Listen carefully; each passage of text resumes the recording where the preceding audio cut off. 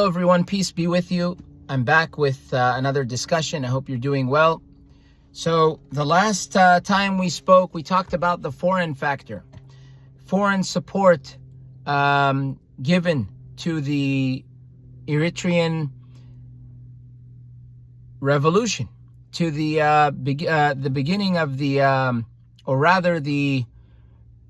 early pioneers and pioneering factors of the Eritrean Revolution. So Syria gave Eritrea training ground. They gave them weapons. They gave them radio time. They let them use their radio to make broadcasts. And then training. People went from Cairo. They left Cairo and Jeddah, Saudi Arabia, to go to Aleppo and train there in Syria. Others went from Cairo to Algeria for training. So we mentioned that we mentioned the Eritrean Somali Friendship Association, which became the first ever Eritrean office abroad, and it was those people of the Supreme Council, which consisted of 3 people, were Idris Muhammad Adam and Uthman Saleh Sabbeh, also known as Usman Saleh Sabbeh. We got into we talked about how Abdul Nasser, the then president of Egypt, he wasn't really that reliable, because what he wanted to do was get into this pan-Arab, anti-colonial, non-aligned unifier thing. He wanted to get into something pan-Arab, and I believe what his interests were for Africa, Ethiopia had a heavy weight in that, in his interests for Africa. So if he's working with Ethiopia, no can do for you, meaning for the ELF or any Eritrean resistance movement. Then we got into the letter B, unsteady growth of the ELF. Pan-Arabism frightens Ethiopia. So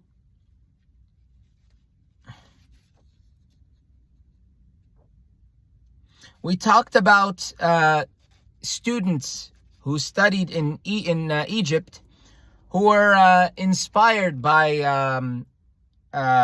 they brought influence from Egypt, specifically from like Al-Azhar University, which is a seminary, in my understanding. It's a religious seminary, and other institutions for higher studies. They were influenced. Not only that, they were being, as I mentioned, they were being supported by the Arabs. So they received, the Eritrean resistance started to receive Kalashnikovs, AK-47 rifles. This was or they were called Klashins, I believe, as the Eritreans were calling them that. So we went into this, and we discussed and the final thing we discussed was the demonstrations that would happen throughout Eritrea, but they started in Asmara. Secondary school students would be involved in yearly annual demonstrations, and they would influence, and the rest of the country, Eritrea, would be influenced by these demonstrations. So those students set an example. Now, what made these demonstrations significant, aside from them being annual, aside from them being people speaking out and standing up for themselves against oppression and tyranny, was the other interesting factor was that Kebessans were made up a significant number of people who were in the ranks of those who were demonstrating. The Kebessans, who are the other important half of Eritrea.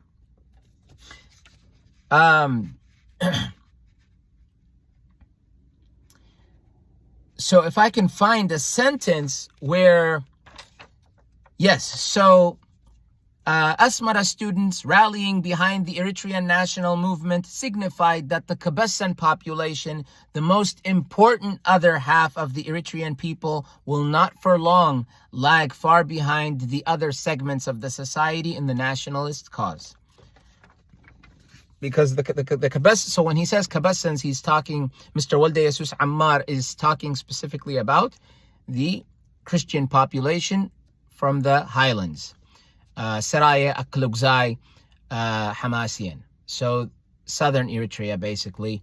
You can call it, I guess, central to southern Eritrea. The highlands, Eritrean highlands, the plateau. So they were involved, which was something pretty neat, pretty cool thing.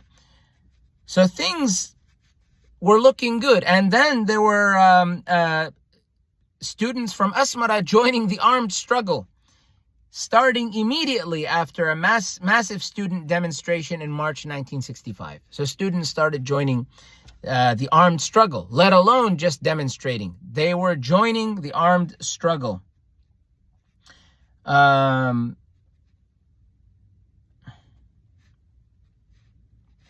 Yes, Isaias was one of those people. He would join, he would leave Addis Ababa as he was studying there. He would leave in October of 1966. So Isaias Afwerki was one of those people at that time. So in any case, now we begin discussing further the ELF and their unsteady growth. Let's see what stories or story is in store for us, God willing.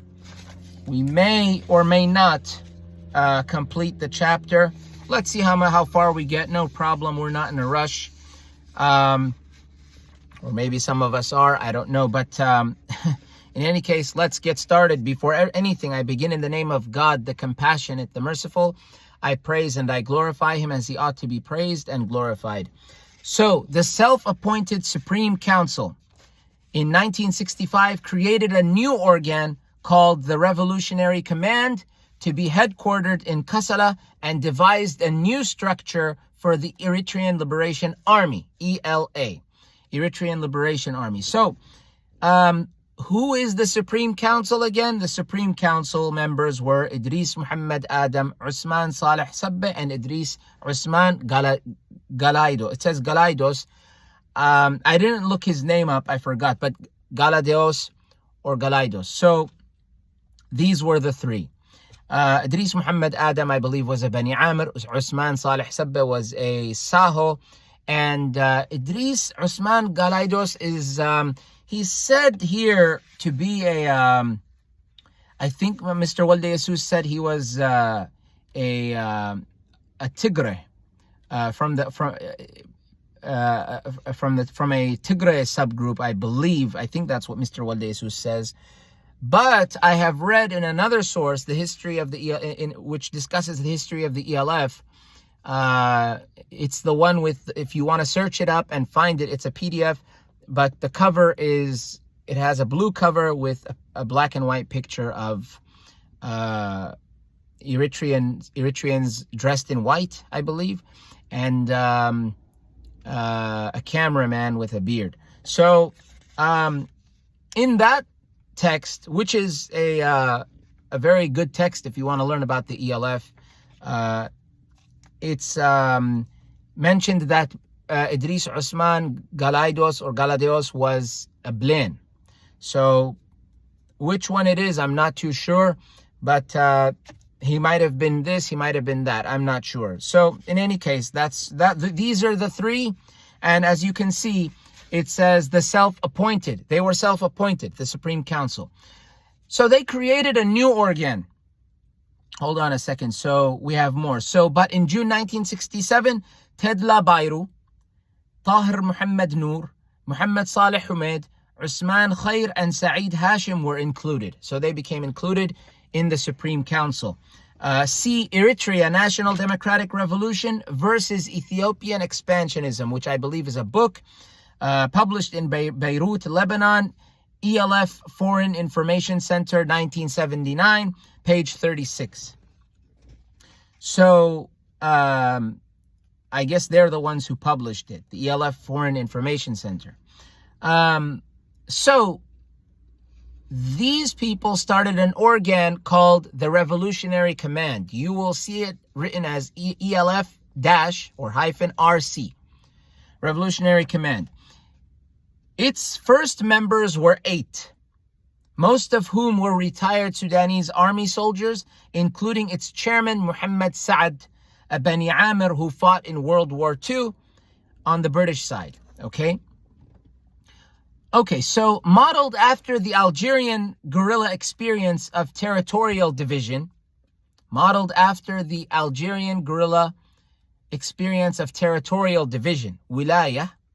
the field of operation in Eritrea was divided into 4 zones, which more or less corresponded with the divisions of the territory before 1890. So the Eritrean Revolution had 4 zones, which more or less corresponded to the regions before 1890. The divisions of the territory before 1890. Wilaya could mean state, by the way. Like America in Arabic is called Al-Wilayat Al-Muttahida, which means the states, wilayat, the unified states, or the United States.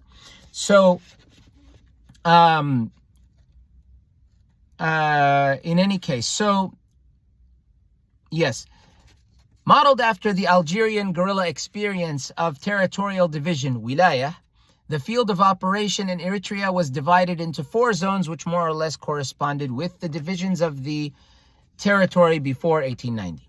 The old Funj dynasty territories of Barka, which were ruled by Bani Amr Diglal's princes, or Diglals, I think it's Diglal, but I may be wrong, or princes, in the earlier centuries, now constituted Military Command Zone 1. So the old Funj areas of Eritrea were now known as Military Command Zone 1 during the revolution, and fell under the leadership of Mahmoud Denai and his deputy Saleh Hamid Idris, both Bani Amir tribesmen and former soldiers in the Sudanese army. Zone 2 included the Karan and the Sahel regions and came under the military command of Umar Izaz, a Bleen speaker from Halhal. Halhal is, I believe, it's on the outskirts of Karan. It's so Halhal is basically part of Bogos. What Bogos is the Bleen area. If you want to study the Bleen more, or if you want to study the Bleen at all, look up the Bleen of Bogos, BLIN space of OF space Bogos, BOGOS, Bleen of Bogos. If you don't type it in right, it may not give you anything. It may not give you what you're looking for. So you can find the PDF. It's written by Michael Gaber, who was one of the the good friends of Mr. Walde Jesus Ammar. So so Halhal is a side, by the way, of so the Bleen, which is my mother's tribe, they're divided into 2 main groups. There may be other groups, I should say the 2 main groups of the Bleen, because there might be other smaller groups, but the 2 main groups are Beit Tawqeh or Tawqeh and Beit Tarqeh. Tawqeh is in Halhal, which borders with the Tigray, I believe with the Bani Amr as well, perhaps. They're on the west. So that's Halhal. So my family, in my understanding, lived in Karan. However, originally Halhal is where they're from, is where this tribe hails from, Halhal. And then Beit Tarqeh, which is the other main group of Eritrea. Beit means house, by the way. Beit, the house of Tarqeh and Tawqeh. Tarqeh is on the Sanhit, the east side, and they border the Tigrinya, maybe one or two other tribes, but they border the Tigrinya. So we as Blaine are actually sandwiched between the Tigray and the Tigrinya. Okay, so we're sandwiched between them. Long history between us and them. Long history between us and them. Agos and the people around them have a history, a long history, but it's been covered by other history, which should not. I know it's a natural thing to happen, but it shouldn't be the case, because if you want to know history, you've got to go to the history of the history. So, that's how things work. So the zone 2 included Karan and the Sahel regions, and came under the military command of Umar, I believe it's Azaz or Izaz, a Blaine speaker from Halhal, from Halhal, and his deputy Muhammad Umar Adam. He was a Maria. Maria is a subgroup of the Tigray tribe. Both came from the Sudanese army. Zone 3 was to represent all the Kebessa, the provinces, in parentheses, the provinces of Hamasien, Saraya, and Aklugzai, and fell under the command of Abdul Karim Ahmed, a Saho who studied Islamic theology at Al-Azhar. It says Al-Azhari. I believe it's Al-Azhar. It might have been known as Al-Azhari, or it might be known as Al-Azhari as well. I understand it to be Al-Azhar, but it says Al-Azhari. Maybe, I'm not sure, but I'm fairly sure that it's Al-Azhar. In any case, he studied Islamic theology at Al-Azhar. It's in Cairo, before going for military training in Syria. So that's Abdul Karim Ahmed, who was the commander of the Kebessa. His deputy Hamid Saleh was also a Saho speaker. Now keep this in the following in mind. You guys probably already have something in your minds. Why are the Sahos controlling the Kebessa? I have the same question. So, they are from that area, but why is it that it's only them we're seeing? Let's see what is written after this this information. The Saho-speaking Kebessan Muslims rarely had close and harmonious relationship in history with their Christian neighbors.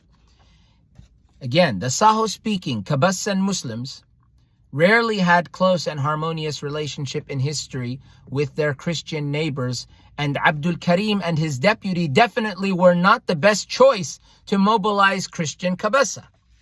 That's one of the first mistakes the ELF made, as you can see. That's a big mistake. How can you be inclusive when you're being exclusive? Big mistake. They might argue against it. People from the ELF might argue against it. Lowlanders, maybe I say, they might. They might argue against it. Or maybe they'll say, yes, it was a mistake. But they might argue against it. They might have argue against it. It could be. But that, if they do, it's wrong. Because you're supposed to be inclusive. We're all Eritreans here. Yes, we have religions.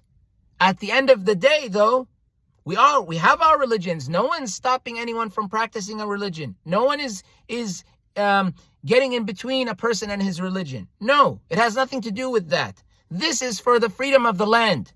We want to free this land of what's oppressing it, and then we want to live peacefully. That's the goal.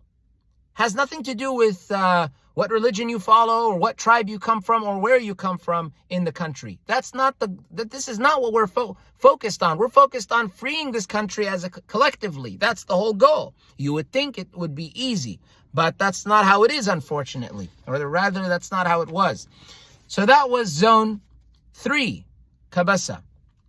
Zone 4 included the Samhar and Dankalia, Red Sea coast, regions, and was commanded by Muhammad Ali Umaro, maybe Umaro or Omaro, probably Umaro, a Cairo student trained in Syria.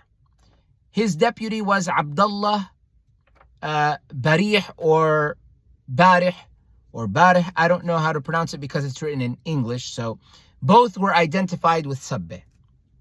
So both of these people identified with Sabbe. My guess is at least one may have been Affar. If not, both were Saho. Or both may have been Affar. I'm not sure. But both they identified with Sabbe. Usman Sabbe. So this narration is important for an analysis of the growth of the Eritrean conflict vis-a-vis Ethiopia and vis-a-vis Eritrea itself.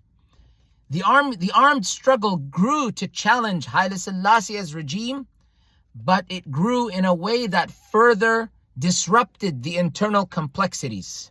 So it grew to challenge Haile Selassie's regime, but it grew in a way that further disrupted its internal complexities. The internal complexities. Let's continue. The first military zone in Barka was loyal to the Bani Amr. The first military zone, so zone 1, which was the Barka, was loyal to the Bani Amr Idris Muhammad Adam. So Idris Muhammad Adam, zone 1 was loyal to him.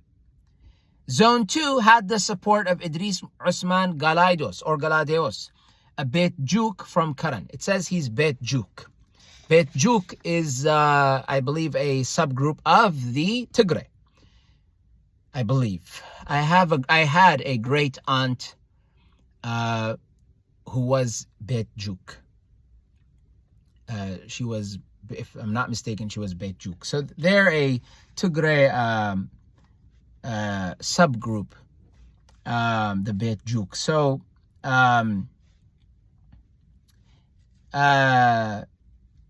it says he was Bet Juk. Another source says he was Blaine.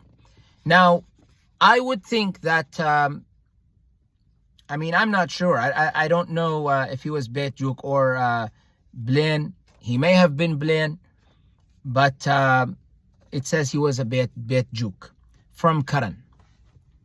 Idris Usman Galaidos.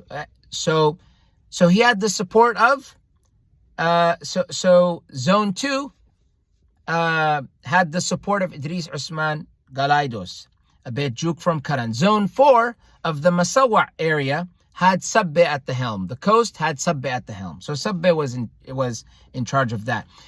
Now, listen closely. All these military zones, so we mentioned only 3, but we didn't mention Zone 3. Let's see what's going on here. All these 3 military zones had their direct contact with the men in command of ELF resources.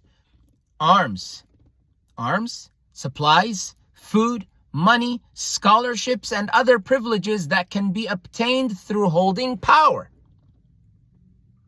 So these people who had support of these leaders, they had access to these resources because those leaders have power. The 3 so Idris Muhammad Adam, Usman Saleh Sabbe, and Idris Usman Galaidos or Galadeos. So the 3rd zone was less fortunate. You see, now we see, obviously. I mean, it may not be obvious, but let's see. The 3rd zone was less fortunate. This is already a mistake. It's already a mistake. Once you have a zone that's less fortunate, this is a problem. Let's see. The 3rd zone was less fortunate because it did not count on Supreme Council support. It did not count on Supreme Council support. The other 3 zones had support from certain leaders. Zone 3 was practically neglected. The Revolutionary Command, RC, the Revolutionary Command in Kassala, intended to carry on liaison between the 4 field commands and the Cairo headquarters, was thus bypassed. Again, the Revolutionary Command in Kassala, intended to carry on liaison between the 4 field commands and the Cairo headquarters, was thus bypassed. It practically had little influence in the administration of the army, which grew into rival ethnic and regional forces. It practically had little influence in the administration of the army which grew into rival ethnic and regional forces. Rivals. They became rivals. Mistake is already happening from the beginning. When I was a kid and I used to play video games, Super Mario and such, and I would lose at the beginning, my mom would say, min awwalha, meaning like from the beginning, like already, like that's, I think she's not Egyptian, but, she would speak in the Egyptian dialect. So that's if I remember correctly, that's what she used to tell me. So we can say the same thing. Min awwalha, these people are already failing. Fine. They're already failing. Maybe they can fix these mistakes. We have to wait and see. You can already see things breaking. But one may say, hey, hold on a second. Maybe things got fixed. Let's hear what else is to be said. Or let's read further and see what else happened in the story of the Eritrea and its revolution. Let's see. So it is true that regionalization initially proved helpful in the expansion of the ELF. It is true that regionalization initially proved helpful in the expansion of the ELF, a fact which threatened Ethiopia. But the legacies of the competition among the zones divided the revolution against itself! But the legacies of the competition among the zones divided the revolution against itself!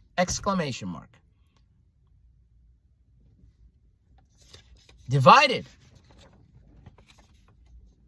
Let's continue.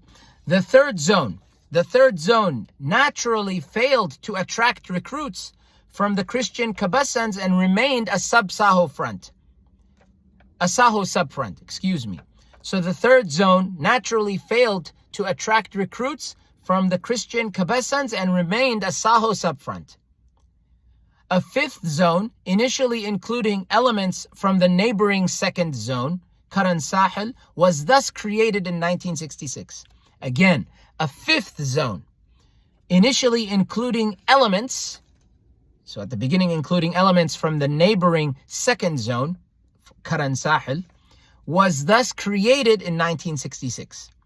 The aim was to try to mobilize the Christian Kebessa region, whose participation everybody believed, and Ethiopia shuddered at that idea, they shuddered, would be a decisive factor in the revolution. I'll say that again. The aim of starting a fifth zone, which initially included elements of the second zone, the neighboring second zone, Karan Sahel, was thus created in 1996. The aim was to try to mobilize the Christian Kebessa region, whose participation everybody believed would be a decisive factor in the revolution. Okay, so their participation everybody believed, and Ethiopia shuddered at that idea, would be a decisive factor in the revolution. In actual fact, the trickle of young participants from that region, as we will see later in this, in actual fact, the trickle of young participants from that region in 1965 to 1966 frightened Ethiopia more than any other factor. So the Kebessans getting involved frightened Ethiopia more than any other factor, as we will see later in this study. But that participation was partly discouraged and slowed down because of internal feuds among the 5 zones of the ELF. Internal feuds slowed down that participation by the Kebessa. You need the other half. You need everyone. Okay. Any significant flow of fighters to the Eritrean liberation struggle in the 1960s consisted of the Eritrean Muslims. This was because inter alia, I don't know what that means, but let's see. This was because inter alia of the economic marginalization and the political suppression, which weighed very heavy on that sector of the population. So it was because inter alia of the economic marginalization and the political suppression, which weighed very heavy on that sector of the population. Ethiopia imprisoned and killed many Eritreans, whom it took for traitors bound to sell Eritrea to the Arabs. This policy was intensified in the second half of the 1960s. So the Ethiopia imprisoned and killed many Eritreans, whom it took for traitors bound to sell Eritrea to the Arabs. This policy was intensified in the second half of the 1960s and greatly contributed in the growth of the struggle. It contributed in the growth of the struggle. But what was the basis for Ethiopia's fear of the Eritrean Muslims and the Arabs? What was the basis of that? Soon after the U.S.-supported federation was put into effect, Haile Selassie granted America a military base in Eritrea on a 25-year lease term, 1953 to 1977. Israel also found Ethiopia a natural ally in the region. Pan-Arabism was thus justified to support the Eritrean cause, and Ethiopia knew that very well, because the Arabs and Muslims were against, it's not just Arabs and Muslims, by the way. A lot of people were against Zionism. If you look up the history of Zionism, you can see now it's not an Arab-Muslim cause. Why it's an Arab cause is because it takes place on land which is inhabited by Arabs. That's why. So if the matter was in Eritrea, you'd see the same thing happening. If you saw a Zionist nation, we saw apartheid in South Africa. We saw we see these types of things, different kinds of oppression in different parts of the world. If this kind of situation happened in you name the nation, if it happened in any country, it would be a problem, and it would become that nation's problem before anybody else's. So if they were in Nigeria, you would find it to be a Nigerian problem. But everyone would have a problem with it because it's a form of severe oppression that the Zionists were doing. In any case, so what was the basis of Ethiopia's fear of Arabs and of Eritrean Muslims and the Arabs? Soon after the U.S. supported federation was put into effect, Haile Selassie granted America a military base in Eritrea on a 25-year lease term, 1953 to 1977. Israel also found Ethiopia a natural ally in the region. Pan-Arabism was thus justified to support the Eritrean cause, and Ethiopia knew that very well. It was in the Arabs' interests to support Eritrea because they were against the Zionists. So the Zionists, meaning those people who call themselves a part of Israel, they have nothing to do with Israel. Israel is Jacob. Jacob is known as Israel, and his descendants are known as the children of Israel. And yes, in Islam, we accept him as Israel. Yes, in Islam, we can name our children Israel. Israel, Israel, in any language, no problem. So let's see here. Haile Selassie, officially known as the conquering lion of the tribe of Judah, elect of God, chosen by God, elect of God, King of Kings, Emperor of Ethiopia, I believe it means chosen by God, elect of God, King of Kings, Emperor of Ethiopia, visited the Egyptian capital 3 times in November 1963, October 1966, June 1970, to talk to Jamal Abdel Nasser about the Eritrean question. So he visited Cairo 3 times. So he visited the Egyptian capital. He visited it 3 times. In parentheses, the dates are there. November 1963, October 1966, June 1970. To talk to Jamal Abdel Nasser about the Eritrean question. The emperor's fear was based on the fact that Egypt's support to Eritrea would be decisive. In fact, it must be remembered that Haile Selassie dissolved the federation a month after Nasser's forces entered North Yemen to help the Republicans' forces against the king. But Egypt was not much concerned about Eritrea. So it must be remembered that Haile Selassie dissolved the federation a month after Abdul Nasser's, it says Nasser's, The full name would be Abdul Nasser. A month after Abdul Nasser's forces entered North Yemen to help the Republicans' forces against the king. But Egypt was not much concerned about Eritrea.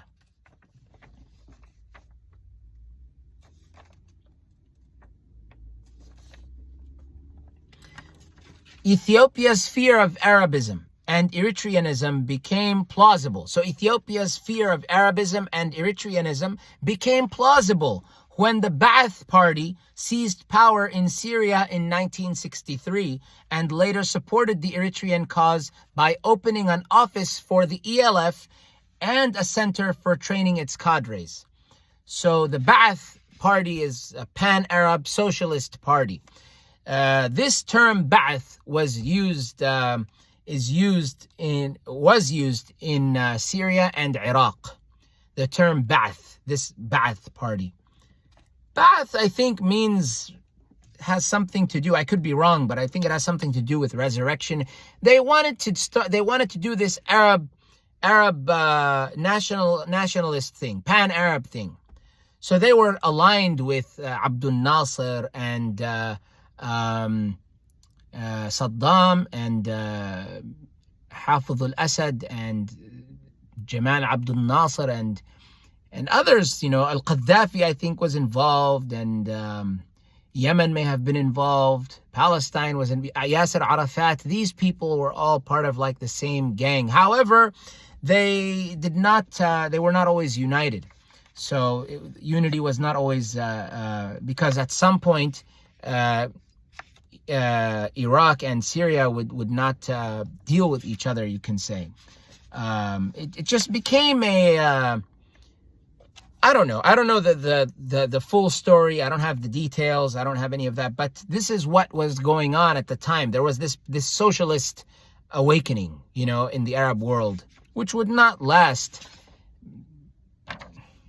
It would not last. It was just an awakening which, I don't know, lasted like 20 to 30 years. I don't know. It didn't last that long. I mean, in my understanding. So Syria opened an office for the ELF and a center for training its cadres. The story of the two plane loads of arms. The story of the two plane loads of arms from Syria, which were stopped at the Khartoum airport in June 1965, was one of the early evidences that the Eritrean cause started to have outside supporters.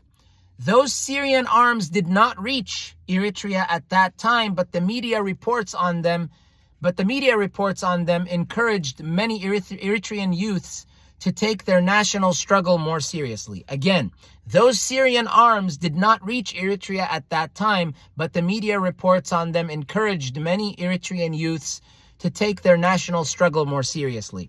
So the two plane loads of arms, that's cited in Markakis. That Markakis mentions that. His work we mentioned earlier in the text. At the very end of this text, I will mention the bibliography. If I believe there is one. When we're finished, I will mention the bibliography and whose content was used. So, yes. So, final paragraph of chapter 4 is the sympathy and support the Eritrean cause received from abroad was not of overwhelming significance. It was not of overwhelming significance. Yet, and despite the huge American and Israeli military backing,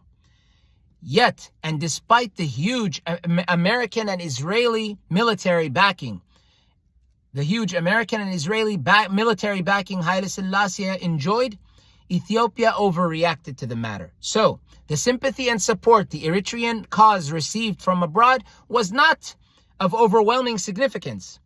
Yet, and despite the huge American and Israeli military backing Haile Selassie enjoyed, Ethiopia overreacted to the matter. They were scared. As we shall see in the forthcoming sections, Ethiopia's fear of pan-Arabism led to scorched earth policies.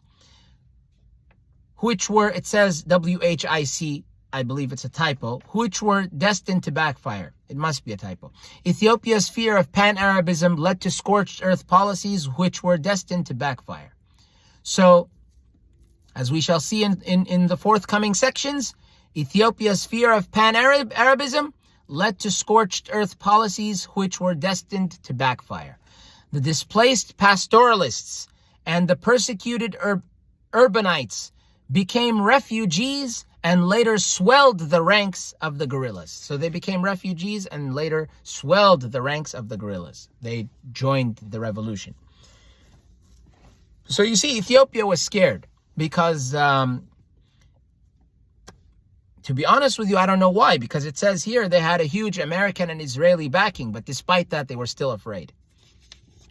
Well, I guess evil people are always afraid, aren't they? Evil people are always afraid. Haile Selassie, he was afraid. The guy ended up being overthrown by, he didn't even get overthrown by the Eritreans. He was overthrown by the Derg, by Mengistu, who was an Ethiopian. So, he got bit.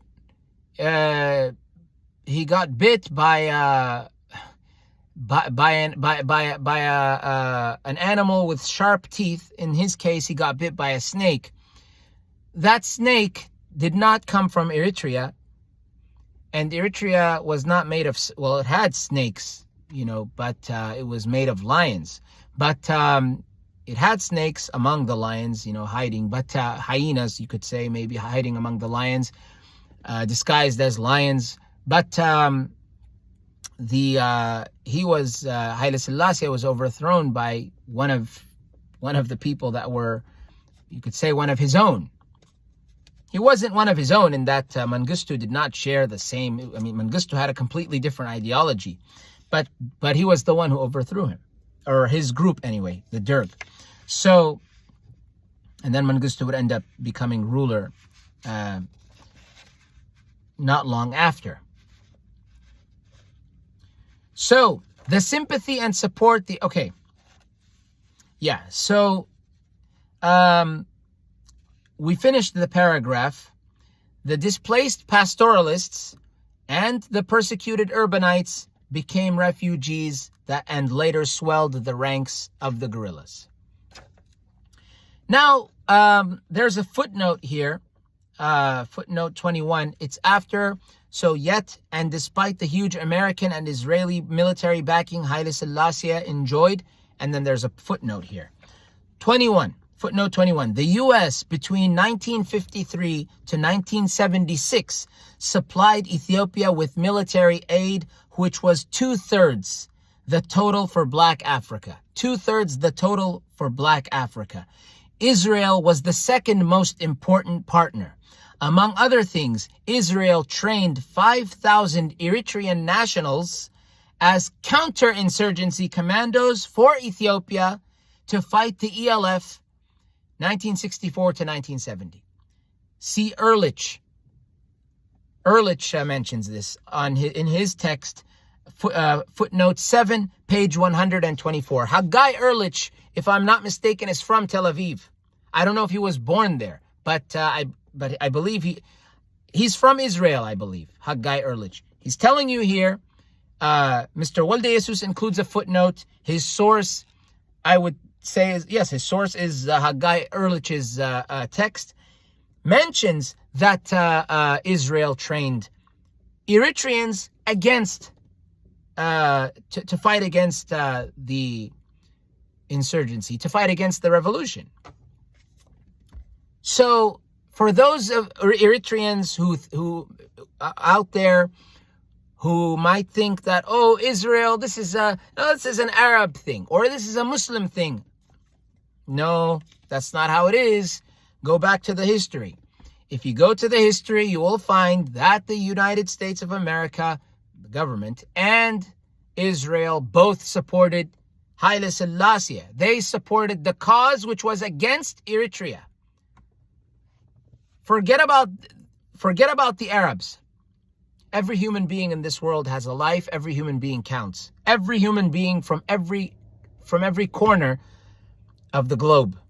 I know globes and circles and round objects, spheres do not have corners, but you know what I mean. Everyone from each part of the world has rights. And the first, I would say, is the right to live. And so when it comes to Israel, it's not just a Palestinian cause or an Arab it's not just a Palestinian problem or an Arab problem. It's a global problem. Among those that they were oppressing were Eritreans. So the Zionists were working against Eritrea, supporting Ethiopia. Likely, now why I believe the reason was because Eritreans were working with the Arabs. That might be a reason. Another reason might be because they had a connection to Ethiopia, but the main reason might be because Eritrea was working with these Arab nations, which Israel had a problem with, and Israel and those Arab nations had a problem with Israel as well. So that might have been the reason why. Whatever the case, their hands were still drenched with our blood, Eritrean blood. We'll end it there. Next time we speak, we're going to talk about Eritrean refugees before 1975. Chapter 5. Eritrean refugees before 1975. That's what we're going to be talking about next. Very interesting history from a source himself, Mr. Walde Jesus Ammar. The text is called Eritrea, Root Causes of War and Refugees, published in 1992. You can find it online if you just search Eritrea, Root Causes of War, or just search Walde Jesus Ammar, Walde, W-O-L-D-E, Jesus, Y-E-S-U-S, Ammar, A-M-M-M-A-R, books or PDF, or search Walde Jesus Ammar, Eritrean History, or search Walde Jesus Ammar, Eritrea, Root Causes of War and Refugees. And you will find the PDF on a site called, I believe it's called Dahai.org. You will find the PDF, God willing. So, yes, and I am going to include the link to the PDF and also the name of the book on the playlist. I said I would do it in every video. I figure it would be best to put it on the playlist. So when you go to the playlist, which is Eritrea, the story of a land and its people, you will see the link, the title, and then you will see the link. So the title, the author, and the link. Okay? So next time we speak, we talk about Eritrean refugees before 1975, God willing. Thank you for watching. Let's ponder and think about what we have learned or what we have heard again, and let's pray for the best. As a Muslim, I'll pray to the one indivisible God for the best for the Eritrean people, for the best for the people. In any case, I wish you well. Take care. Thank you for watching. Peace be with you. I'll see you next time, God willing.